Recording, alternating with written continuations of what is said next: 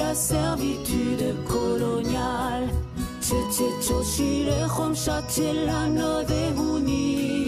à peine et puis la servitude coloniale.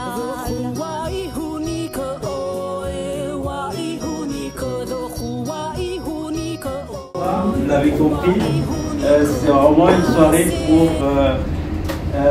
il y aura deux temps principaux. Dire un Yako panafricain à notre parent de Kanaki. Vous connaissez tous évidemment pour tout le parcours qu'il a commencé, qu'il endure encore aujourd'hui.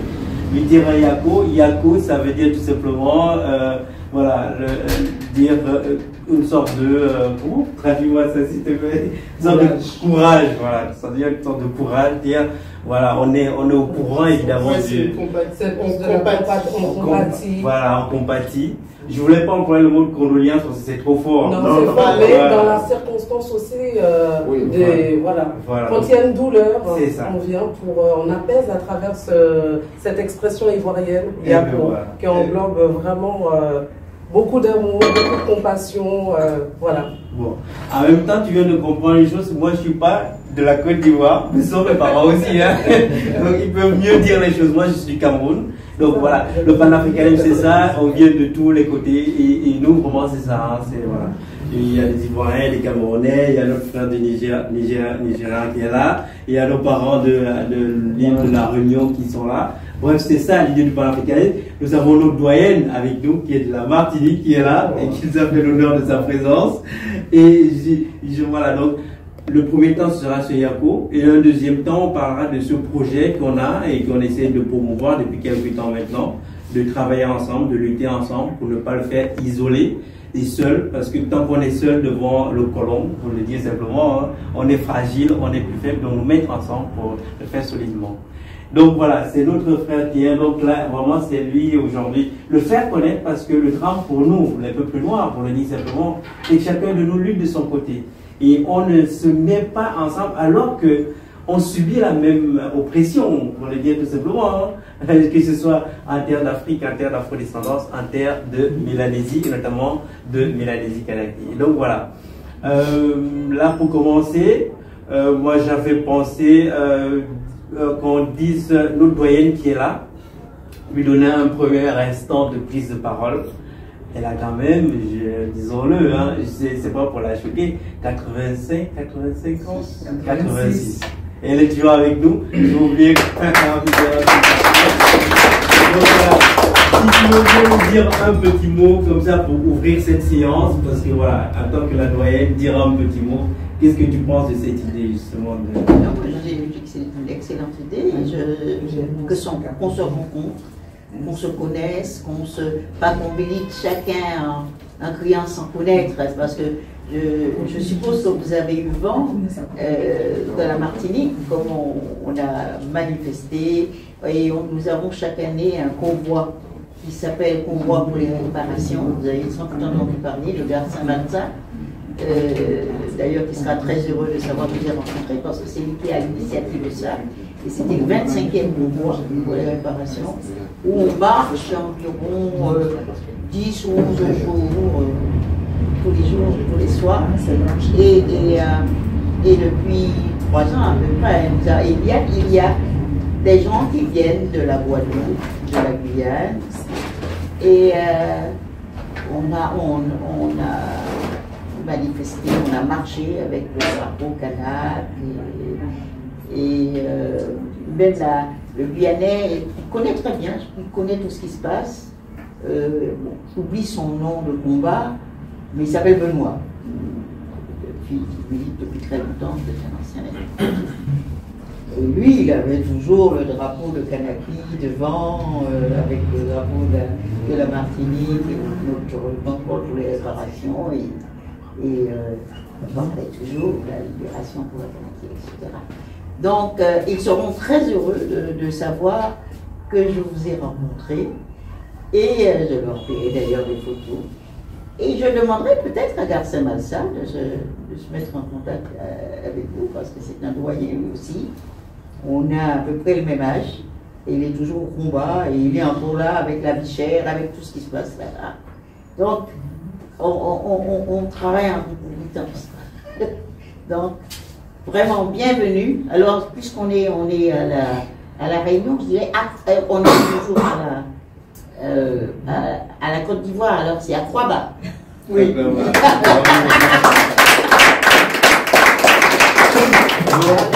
Alors, donc là, on passe de la doyenne d'âge parmi nous aux plus jeunes d'entre nous. Donc, Romain, je pense que voilà, il va nous dire un petit mot et ensuite on va chanter un hymne panafricain qu'on a pour voilà, ouvrir vraiment cette séance complètement et ensuite on passera le mot. Voilà. Vas-y, dis-nous un petit mot, frère. Bienvenue à vous et en tout cas, c'est un honneur pour nous de pouvoir être présent ici avec vous.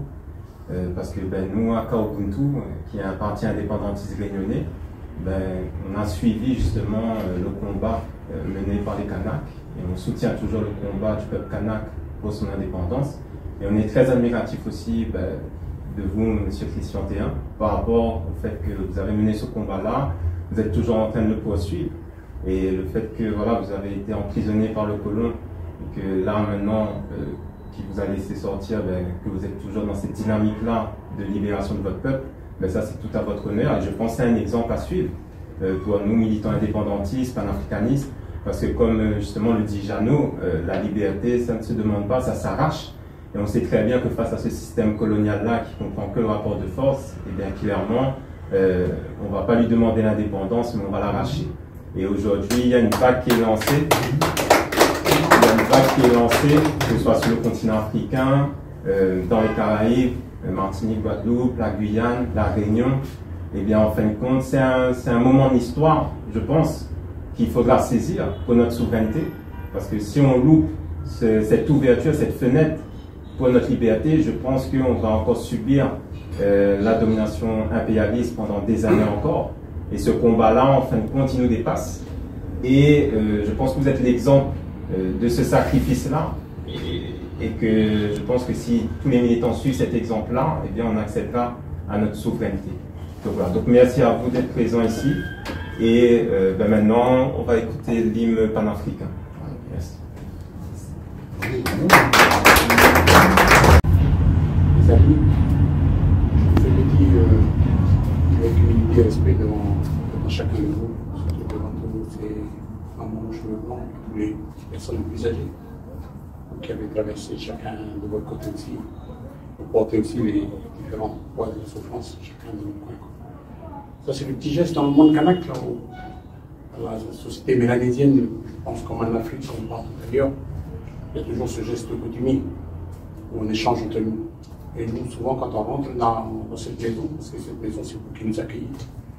Voilà, c'est juste un petit bonjour, c'est simplement pour vous saluer et vous dire qu'on est ici avec vous aujourd'hui parce que vous avez décidé que cette rencontre, c'est une rencontre de richesse et d'espoir pour les peuples de par le monde. Nous militons tous pour faire en sorte que l'éradication du colonialisme sous toutes ses formes ne donne pas une fin. C'est impensable qu'en 2025, on a encore à traîner tous ces peuples occidentaux, continuent encore à minorer nos peuples, à rendre minoritaires nos peuples partout, à piller nos richesses. Et je pense que se solidifier entre nous, c'est la plus belle des choses, parce qu'il faut remettre du lien entre nous, parce qu'on a besoin de se mettre ensemble pour pouvoir avancer dans ce temps difficile, ce temps moderne où c'est habillé sous d'autres formes aujourd'hui, le colonialisme. Et on est heureux d'être ici avec vous, avec compagne, avec sa fille qui est là, Olga et Marie. Et c'est pour vous dire, avec la maman qui est là, c'est avec les personnes plus âgées, je crois que moi je suis tombé pour parler de ces espaces de lutte là qu'eux ils ont connu des moments beaucoup plus difficiles, sous d'autres formes. Nous, ça fait plus de 170 ans qu'on se bat contre le système français. avec nos petits moyens. Nous sommes une goutte de l'océan, nous sommes un petit peuple de 120 000 autochtones. C'est infiniment petit. À côté des 75 millions de Français. Mais on en résiste depuis. Il y a eu énormément d'insurrections dans notre pays, des révoltes kanak, où ils ont maté dans le sang tous nos grands chefs depuis l'extrême nord jusqu'aux îles. Et on est encore debout encore pour dire que nous avons un droit d'avoir aussi un pays comme tout le monde. On veut que la France, elle est en Europe, là-bas, à plus de 20 000 km, et qui s'occupe des affaires en France.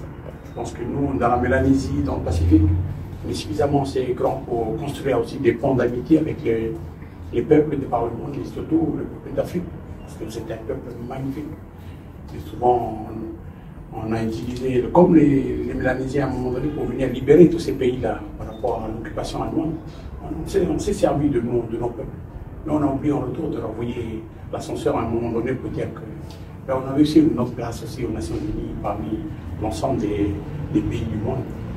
Donc là, simplement le petit geste pour vous saluer et puis dire qu'on est heureux d'être là ce soir. Et puis, il n'y a pas de souci, on va échanger autour de quelques jours. Voilà, merci. Merci. Merci.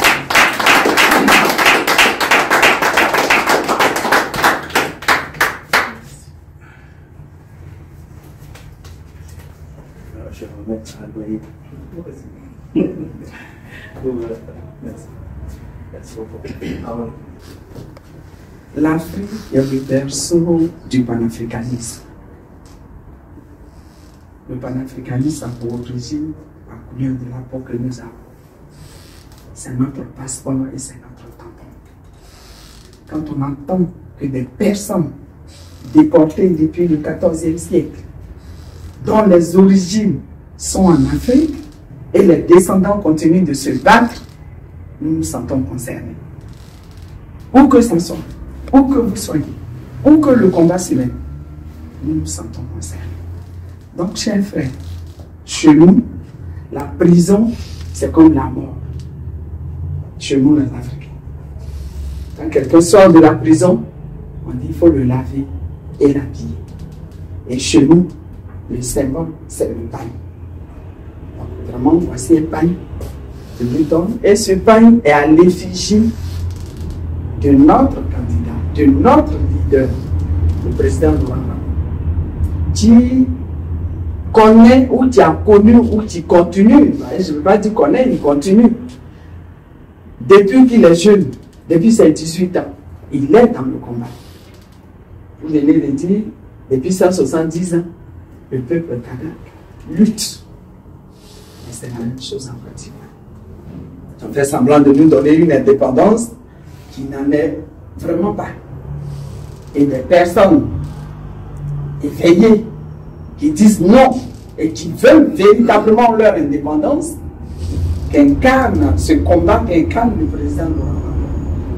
En tout cas, se lève dans la vie. Donc, frère, nous sommes venus te dire Yako. Chez nous, Yako, pour dire on compatit à tout ce que tu traverses. On compatit, on est avec toi dans la lutte que tu mets. Et que tout le peuple kanak met derrière toi. Bien. Tu peux dire le merci.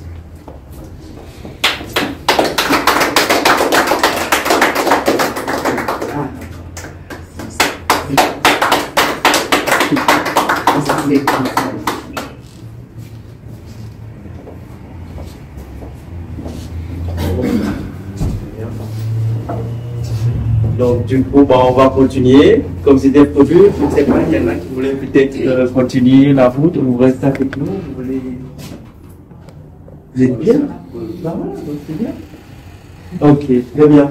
Donc on va continuer la soirée comme c'était prévu. Donc chacun va prendre quand même une ou deux minutes pour te dire un Yako individuellement.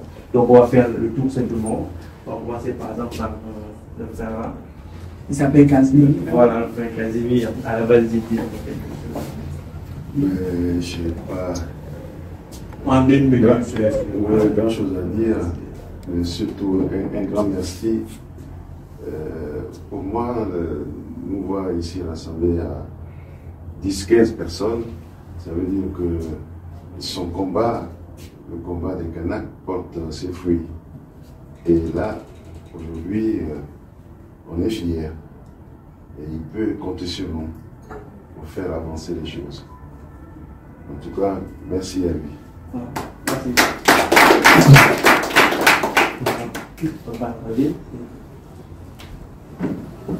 Oh, tu peux le dire assis. Ça mérite d'être debout. Quand on est né et qu'on a vu le ciel et le monde, on pensait que c'était parce que tout était déjà fait. Et à notre grande surprise, nous découvrons ce que nos aïeux ont souffert. On n'a jamais pu avoir la force de définir la vraie histoire de l'Afrique.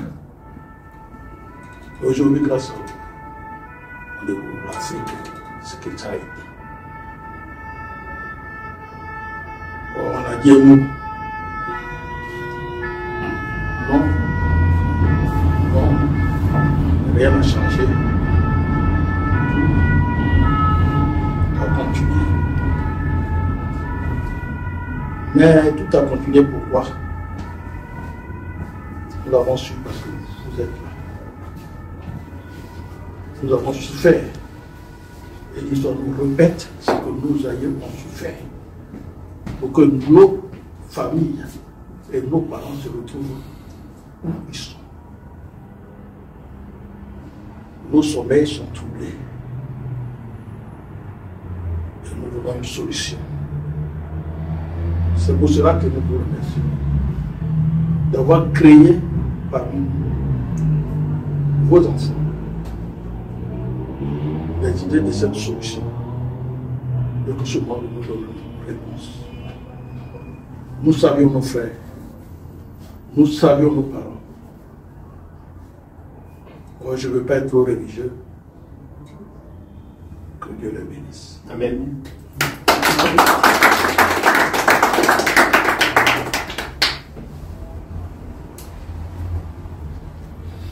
Merci de prendre ce temps de rencontre avec nous. Comme l'a dit ma camarade, moi je suis du PPACI, le parti de Laurent Gbagbo. Et nous compatissons vraiment au sort qui vous a été réservé parce que nous le connaissons. Nous savons ce qu'est d'affronter et d'avoir en face la puissance de l'État français. Donc nous sommes reconnaissants, nous sommes à vos côtés, même si effectivement jusqu'à présent les liens n'étaient pas très forts, mais je crois qu'il est important aujourd'hui qu'on se connaisse, qu'on se reconnaisse, parce qu'en réalité nous avons le même adversaire et nous menons le même combat, celui de l'indépendance.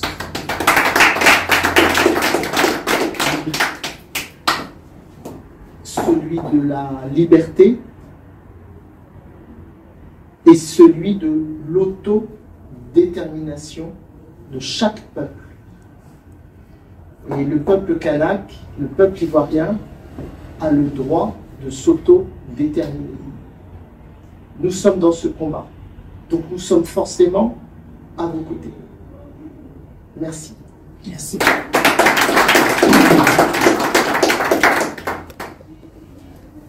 Bonsoir, je suis également un membre du parti de Laurent Gbagbo, le PPACI. Je n'ai pas grand-chose que je peux rajouter à ce que ma camarade Salomé vient de dire, si ce n'est effectivement qu'il est important que nous soyons unis, qu'il est important que l'on se connaisse et que l'on se rapproche davantage. Cette soirée est l'occasion de... Je suis ravie de faire votre connaissance, très chers frères, et j'en suis même honorée. Comme l'a dit également la camarade Lécano du PPACI en premier lieu, je réitère donc nos sincères Yako. Recevez nos sincères Yako. Sachez que nous sommes avec vous. Nous sommes sincèrement avec vous. Yako encore. J'ai déjà pris la parole, mais je dois dire qu'il est difficile de ne pas être avec vous. Parce que nous avons les mêmes souffrances. On continue de nous voler des terres de nos jours. Nous avons même un compatriote qui a marronné, qui est dans les bois, parce que on lui a pris ses terres, il a gagné le procès, tous les procès, et au moment d'exécuter, ben c'est lui qui est condamné à aller en prison. Donc, vous voyez, donc, nous sommes forcés d'être avec vous parce que nous souffrons, nous savons ce que c'est que cette souffrance, et nous compatissons vraiment. Et c'est pour ça que quand chez nous, on réalise, et même l'Afrique ne réalisait pas que nous avions ces souffrances-là. Parce que la France, on est français, etc. Alors que nous ne sommes pas considérés comme français. Nous ne voulons pas être considérés comme français. Et nous voulons la liberté. Mais ce sont des gens qui n'ont aucun respect pour qui que ce soit et quoi que ce soit. Donc, il n'y a pas d'autre solution que de se battre. Il n'y a pas d'autre solution que de se mettre ensemble. Mais je vais aller un petit peu plus loin, c'est que il ne faut pas croire qu'on peut dialoguer et qu'on peut s'arranger avec ces gens. Puisque ça fait des centaines et des centaines d'années qu'ils n'ont jamais tenu parole. Donc, nous avons vraiment le regard fixé sur nous-mêmes et sur vous, pour voir comment vous pouvez faire. Parce que faire confiance à ces gens-là, c'est ne pas s'en sortir. Donc, nous vous soutenons, nous sommes de tout cœur avec vous, mais nous regardons aussi.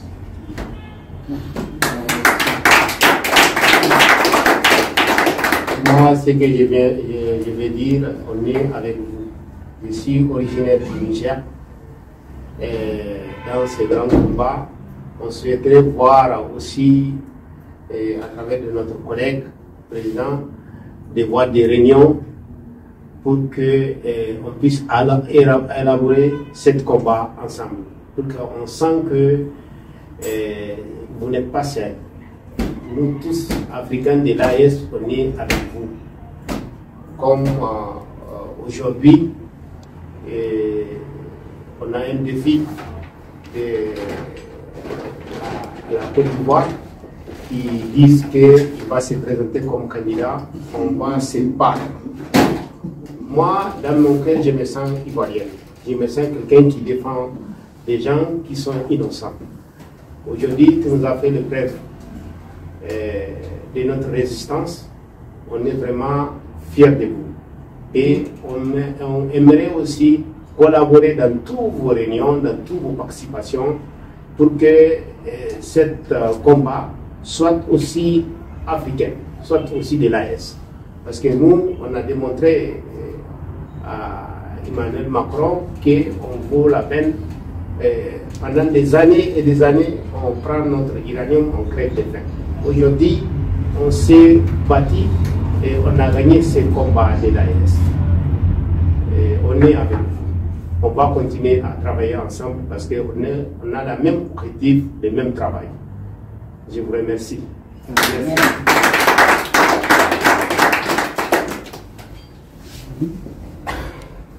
Donc, bonjour, moi c'est Brian, je suis de la Guyane. Donc, je suis aussi avec le mouvement Kaobuntu.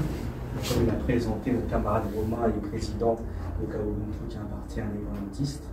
Et moi aussi, de mon côté, je suis aussi très proche de partis qui souhaitent aussi l'indépendance de la Guyane, que ce soit le MDS, sûrement que vous connaissez, avec le Castor, ou sinon le Parti socialiste guyanais. Donc, comme il a bien dit aussi notre camarade Romain, la Nouvelle-Calédonie ou la Kanaki est un exemple sur la lutte. Il y avait aussi un grand Guyanais qui est mort de la main d'un gendarme français, Chaka Caribou, Michel Capel, qui est le premier des Guyanais à avoir fait venir des Kanaks en Guyane pour présenter la cause, votre combat votre vie depuis 170 ans, comme vous dites. Donc pour nous, c'est vraiment un exemple parce que voilà, par rapport aussi à vous, puisque j'ai compris que vous avez été déporté. Là, c'est vraiment une déportation. Et ça fait repenser pour moi qui suis Guyanais encore, je prends cet exemple, de tous nos Guyanais qui ont été déportés, comme Wakapu, comme Raymond Charles des indépendantistes, quand elle est déportée ici, le ministre, c'était la prison de santé, c'était le complot de Noël. Donc voilà, vous êtes notre exemple, et comme tout le monde a dit, on vous soutient, vous n'êtes pas seul. Donc c'est ça qui est le plus important. De toute façon, c'est le sens de l'histoire. La Kanaki sera un État indépendant, souverain. Donc ils auront beau faire tout ce qu'ils veulent, créer des accords, tout ce qu'ils veulent. Mais il y a un sens de l'histoire. Cette histoire est que la Kanaki, comme tous nos territoires, auront un jour leur place aussi sous le sol.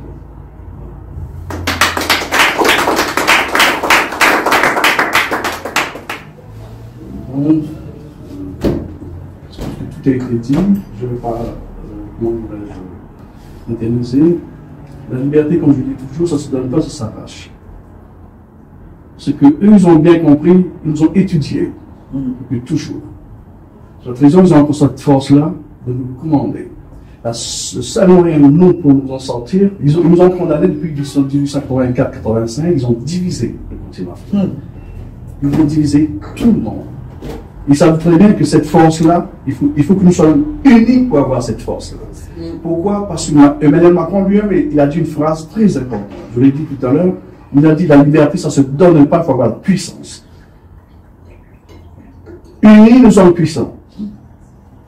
Si nous ne sommes pas unis, ils vont toujours nous prendre en haut. Tout ce qu'ils ont fait avec nous, ils ont fait avec eux pareil. Des faux papiers signés. Et ils arrivent à le faire encore aujourd'hui. Et ça, c'est triste de ça. Et si nous étions ensemble depuis toujours, jamais nous n'aurions pu nous diviser. Jamais. Nous avons les hommes, nous avons la puissance, nous avons tout. Et nous sommes le pays le plus. Ils disent, à force de ces pays-là, à force de dire vous êtes pauvres, vous devez vous aider. Et nous, on arrive dans le tel qu'on est pauvres. C'est ça qui est grave. Il faut qu'on arrive à sortir de ça et se raisonner entre nous, entre les hommes et les femmes, les respects que j'ai pour vous ici ce soir. Parce que je suis un ancien indépendantiste réunionnais. Quand j'ai rentré dans le mouvement indépendantiste réunionnais, j'avais 15 ans et demi. Aujourd'hui, j'ai 68 ans. Nous sommes encore au même endroit. Vous voyez? Moi, quand vous écoutez des informations sur vous, sur le Kanaki et tout ça, je me dis, mais c'est pas possible. Nous, on ne les intéresse pas, c'est les matières premières qui les intéressent. Nous, ils ont rien à foutre de nous. Ils disent que nous sommes français, et regardez où nous sommes encore aujourd'hui. Nous sommes plutôt français que français. Je suis désolé de le dire. Et merci d'être là, et le combat, de toute façon, nous serons toujours derrière vous avec vous. C'est tout le monde porte un nom, c'est notre nom, l'île de la Réunion, c'est pas pour rien qu'on porte ce nom-là. La Réunion, il faut que tout le monde soit réuni. La Réunion, chez nous, il y a des blancs, des noirs, des jaunes, des chinois, il y a tout. Mais il y a une seule race humaine sur Terre. Ils ont inventé l'école, ils ont menti. Et nous, on est dans leur paradigme. Il faut créer notre propre paradigme. Voilà ce que j'avais à dire.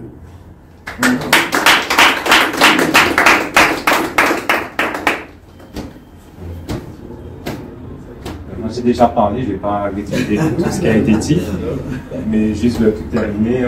Encore merci à vous d'être présents. Et je pense que pour résumer tout ce qui a été dit, en fin de compte, c'est l'unité qui fera notre force, comme cela a été dit, et qui nous ont divisés depuis des années. Mais si on a cette unité-là comme on a aujourd'hui dans cette salle, ben, je pense que ce sera notre force et cela nous permettra d'accéder à une grande indépendance. Donc voilà, merci. Merci. Voilà, donc les mots qui ressortent quand on suit un peu la division, l'unité, être ensemble, c'est vraiment le but là ce soir. Nous connaître déjà et nous connaître dans cet horizon-là, nous mettre ensemble. Ici, par exemple, bon, on a fait une conclusion là pour vraiment mettre en avant cette idée d'être ensemble parce que nous sommes devant une violence coloniale en équipe. En équipe. C'est-à-dire que nous avons tous conscience qu'on est devant une violence coloniale. Parfois, il va nous échapper cette idée qu'ils sont en équipe. C'est-à-dire que quand la France va terroriser, parce que le colonialisme c'est du terrorisme, va terroriser un peuple et le réduire en colonie, la France n'est pas toute seule. Et la combattre, par exemple, aujourd'hui, la France n'est pas toute seule. Derrière la France, vous aurez toute l'Europe. Et derrière toute l'Europe, vous avez tout l'Occident. Et donc, ils sont en équipe. Nous subissons une violence coloniale en équipe. C'est dire que en face de ça, nous aussi, on a tout intérêt à nous mettre en équipe. Et quelle équipe? Le panafricanisme, c'est-à-dire ce corps autochtone de l'humanité. Ce corps autochtone de l'humanité, l'Afrique, l'Afro-descendance, la Mélanésie. C'est une équipe particulière, qui est une équipe particulière de ce que l'humanité entière, le frère le disait, ils nous ont trompés, l'humanité est née fondamentale. L'humanité est née fondamentale, c'est dire qu'elle ressort de nous les nègres. Mais voilà, ils ont fait ce choix de refuser cela, et pas seulement le refuser, mais nous prendre à partie, nous écraser et nous nier. Et donc, ce ensemble-là, le disait le président Laurent Gbagbo, c'est pour peser. Et peser, là, aujourd'hui, dans le temps contemporain, pour faire peser notre anti-déportationnisme et l'inéligibilisation coloniale. Voilà, c'est ça que je cherchais. La déportation coloniale et l'inéligibilisation coloniale. C'est un peu comme ça, encore c'est leur langue. Il faut qu'on parle dans ça et on a tout le problème. Voilà. Et pour nous aujourd'hui, c'est important qu'on se saisisse vraiment de ces éléments qui nous opposent. Le président Laurent Gbagbo, par exemple, en Afrique, il a été déporté et aujourd'hui, il est inéligibilisé en Côte d'Ivoire. Colonialement, puisque le nègre de service qui a été mis là en place, c'est incroyable. Il y a 2 jours, il vient chez le maître prendre les instructions de se représenter, tout en écartant le résistant, le digne-fils de Côte d'Ivoire. En Afro-descendance, en Martinique, la doyenne vient de là. Il y a là un jeune président du RPRAG, c'est Pépito. Aujourd'hui, il a été condamné, mis en prison. Après le soulèvement populaire, il a été libéré, mais par contre, de manière coloniale, ils l'ont inéligibilisé. Et pour cause, parce qu'ils se disent bien que s'il va aux élections, il risque de mettre, il risque de mettre en application la volonté populaire, qui est de sortir du cadre colonial. Donc, il l'écarte en voilà. Et toi-même aujourd'hui, frère Théa, aujourd'hui, quel est l'outil qu'ils emploient contre toi? La déportation. C'est quand même incroyable, on est en 2025. On déporte quelqu'un de la colonie, on le garde chez soi en métropole, on prétend le libérer, mais on le garde quand même sous le coup dans la colonie, dans la métropole, en disant on ne peut pas te laisser partir quand même, tu restes en déportation. C'est fou, et le monde regarde. Donc nous devons ne pas accepter ça, évidemment, c'est le but. Là, ces derniers jours, tu as eu une position, évidemment, ouverte, personnelle, que tu as déclarée. Ça nous a fait vraiment honneur. Moi, je te le dis personnellement. Et je peux te dire que parmi tous les combattants, ça fait honneur. Comme le président Laurent Gbagbo, il a fait face au colonialisme en disant non et en tenant ses positions. Tu as déclaré et tu as affiché tes positions. Nous, on ne peut que t'encourager. Après les avoir pris, à les confirmer, à les tenir. Et nous, on sera là à tes côtés. En tout cas, tu peux compter sur moi. Si tu amènes où que ce soit, tu passes un coup de fil, je viens, je dis, si on va ensemble. Je pense qu'il y en a d'autres comme ça.